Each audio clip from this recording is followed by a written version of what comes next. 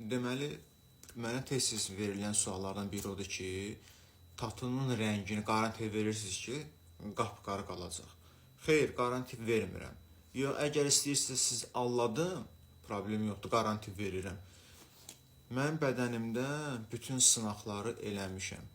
Bədənimdə hər firmanın, hər növbə-növ boyalardan istifadə eləmişəm. Mənim bədənimin rəngi bir cürə saxlayır. Görürsünüz ki, heç bir fərqli deyil. Hamısı eyni tondadır. Niyə? Çünki bədənim mənim tatını belə sağaldır. Hər bədən bir cürə saxlayır.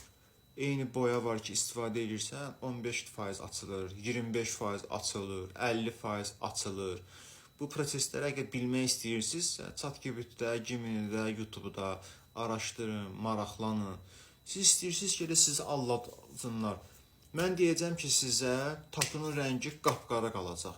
Gedəcəksiniz, qara qalmayacaq. Zəng gələcəksiniz ki, Cahit, tatının rəngi, brat, qara qalma deyə. Mən də nə deyəcəm? Brat, düzgün baxım eləməmsən. Mazı neçə vurmuşsan? Gündə 2 dəfə vurmuşsan. Gündə 3 dəfə, 4 dəfə vurmalıydın da mazıda. Ona görə belə olub da. Söhbət bağlandı. Təzədən gəlib korreksiya, sənə korreksiyayım, təzədən qara qalsın. Təzədən də həmin tema.